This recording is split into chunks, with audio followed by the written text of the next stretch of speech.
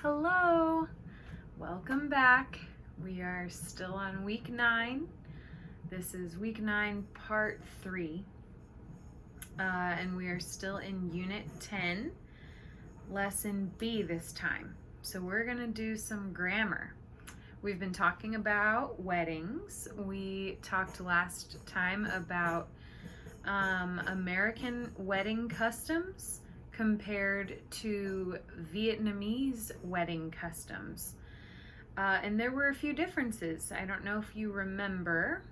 One was that in American weddings, typically the bride wears a white gown. But in Vietnamese weddings, the bride typically wears a red dress. And another one was gifts.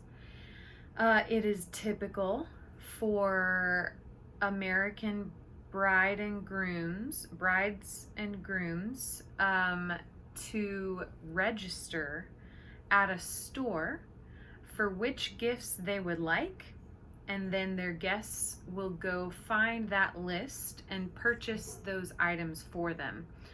Whereas in Vietnamese weddings, typically the guests will bring cash in an envelope for the bride and groom.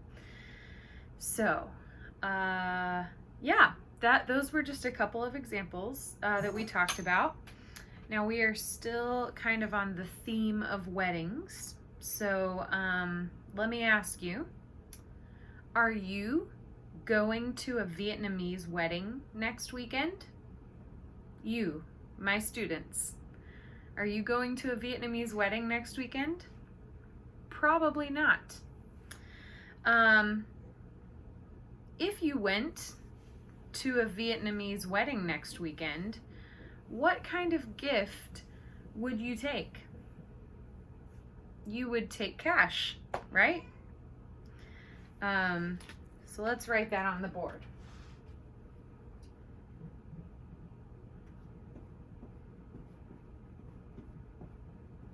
If I went to a Vietnamese wedding,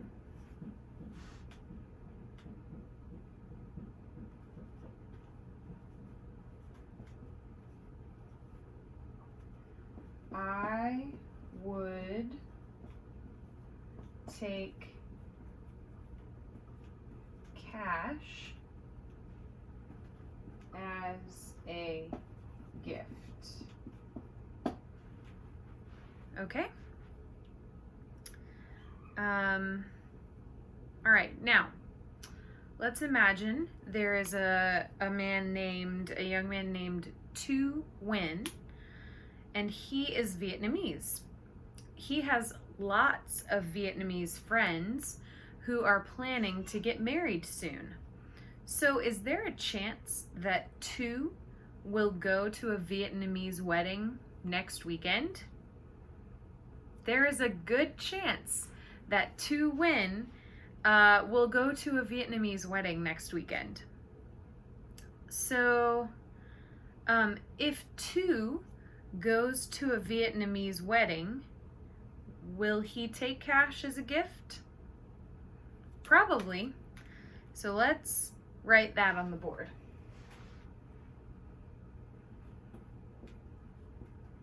If Tu goes to a Vietnamese wedding,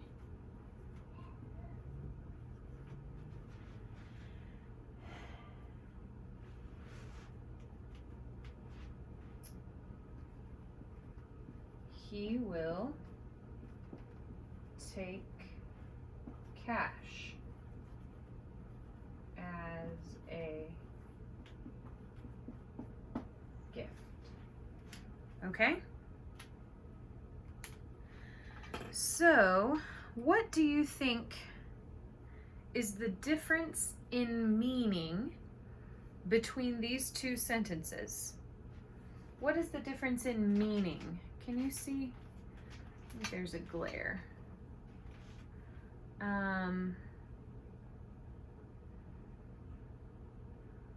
What is the difference? Well, the first sentence has an unreal condition, meaning that there's no chance that that I am going to a Vietnamese wedding next weekend. There's very, very, very, very, very small chance. No chance.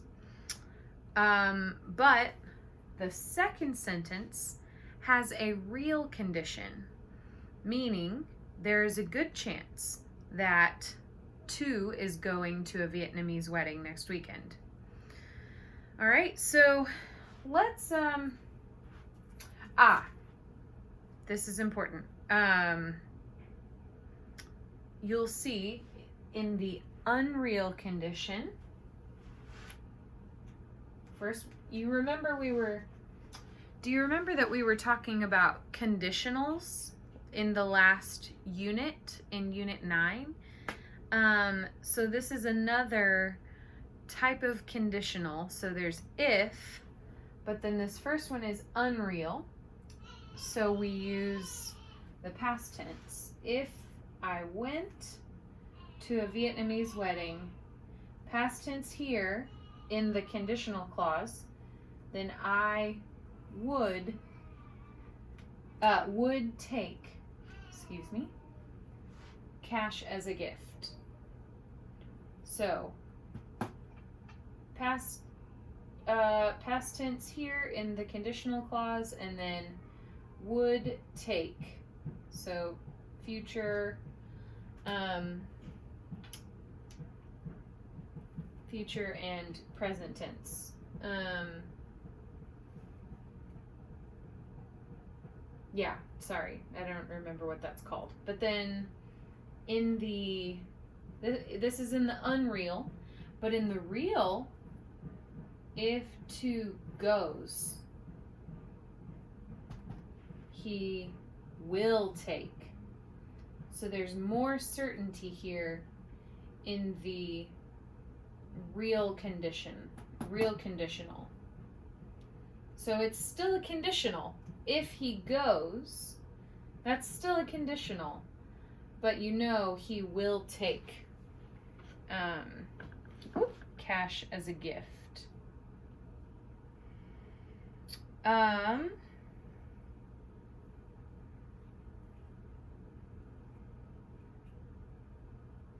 So, okay, let's open our books.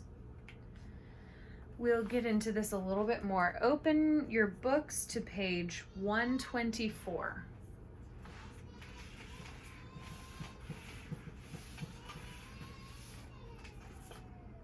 And let's read the orange box at the top. So, it says, read along with me, use the future real conditional to talk about a result that will likely happen if a certain condition is true. Use the future unreal conditional to talk about a future result that is unlikely to happen because the condition is not true or possible at this time. Okay, so let's do an example. You see, on the chart here in our books, we've got this chart, future real and future unreal. So if you'll look at that, let's read those sentences, the first examples.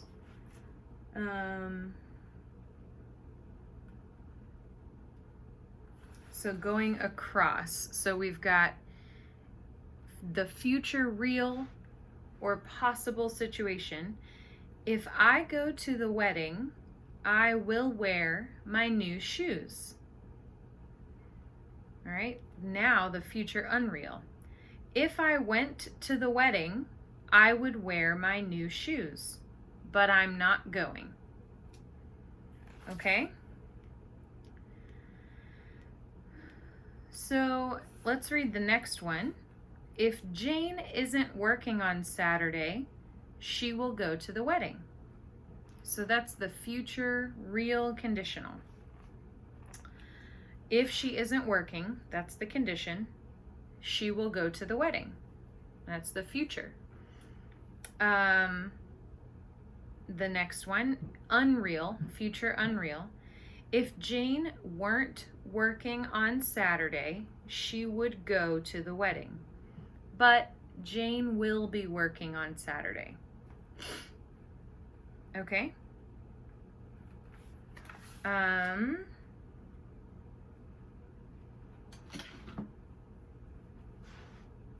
So let's look at this. For the future real or possible scenario, sentence.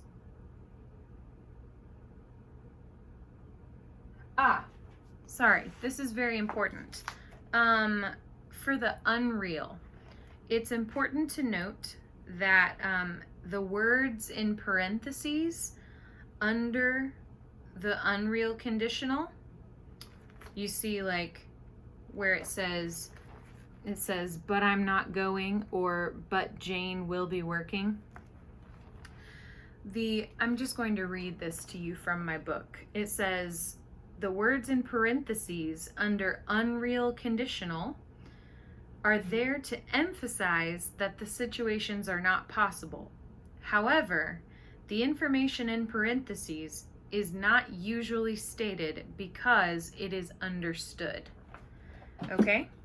So they have it listed there in the book for you to know and to emphasize that this situation is not real and not possible. But if you're having a conversation with someone, this information is pretty much understood. So let's look at this example again.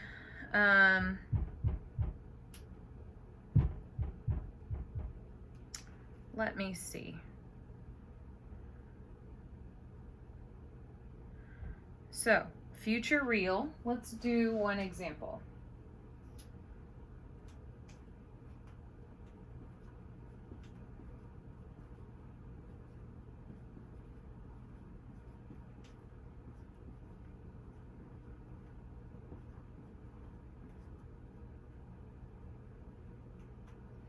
So, if we see your cousin at the wedding,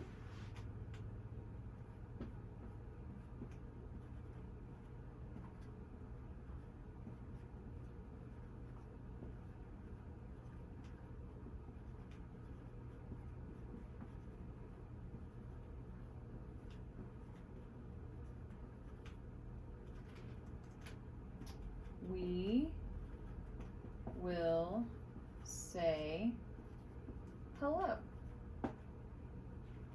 All right. If we see your cousin at the wedding, we will say hello. So we form the future real or possible situation by doing, this is the formula. I'll do it in green so that you know.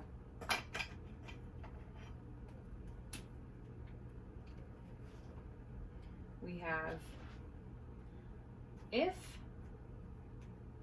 plus subject plus present tense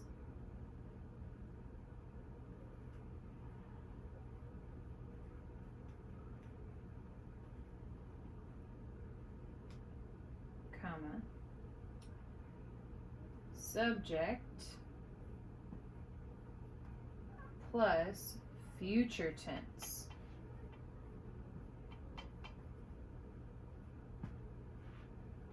All right, so do you see how this plays out in our example sentence. We have if plus subject is we plus present tense. If we see your cousin at the wedding, then you have, and that's your conditional clause. Then we, that's your subject, will say. That is your future tense. We will say hello. And that is the formula for the possible, future real / possible situation. Now let's see. Do you have that written down? I'm going to leave the sentence but erase the formula real quick, okay? If you did not have it written down, you can rewind the video. Okay, now future unreal.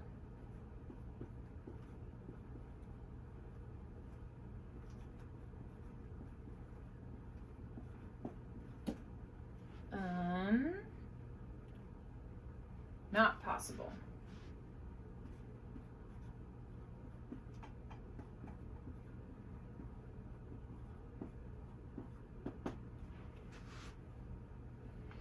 If we saw your cousin at the wedding,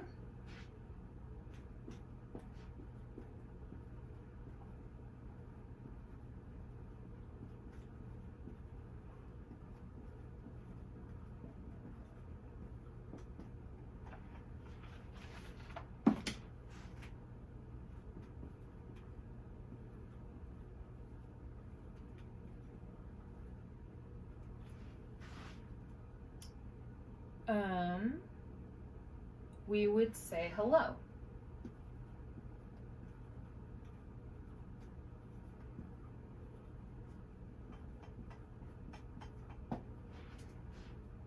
But your cousin isn't going to be at the wedding.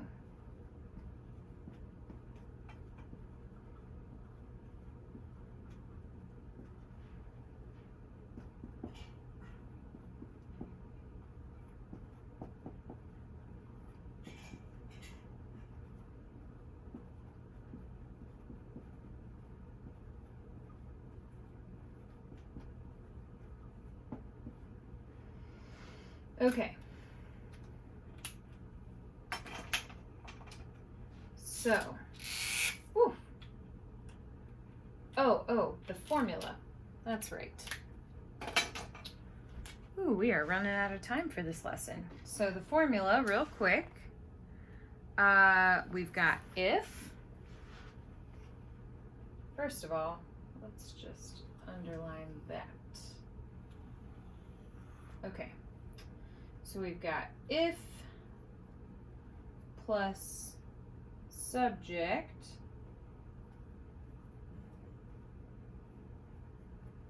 plus past tense.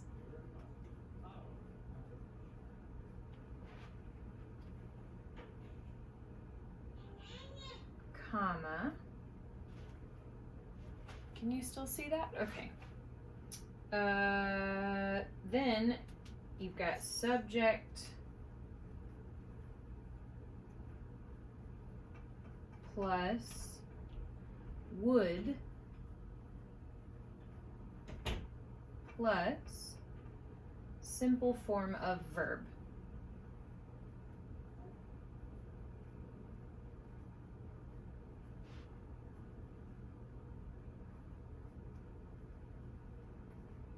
Equals not possible.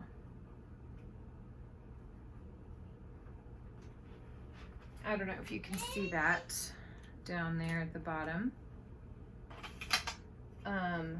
But you see we've got if,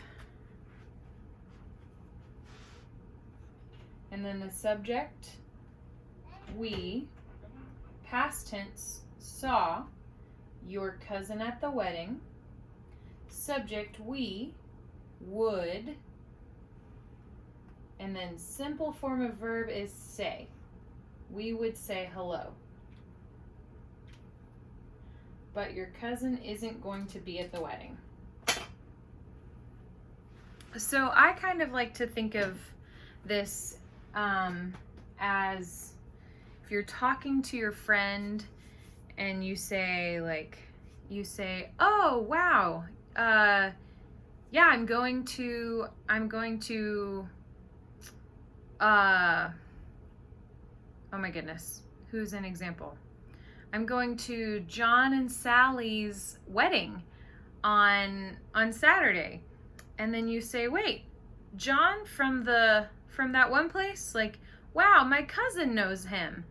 And then I would say, really? Your cousin knows John?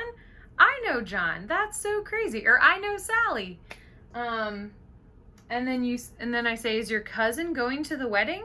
And you say, no, he can't go because, my daughter is graduating or something that weekend. And say, oh man, well, if I saw your cousin at the wedding, I would say hello.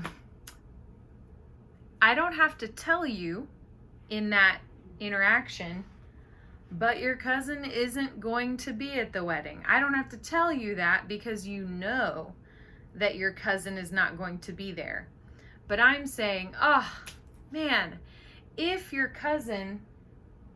I saw your cousin at the wedding, I would say hello. But he's not going to be there. Does that make sense?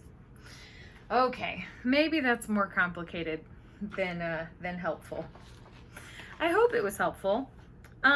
Because your homework is to do the practice sentences on page 124. Okay? I believe in you. You can do this. You can do this. All right? Thank you so much. And I will see you next time. Ciao.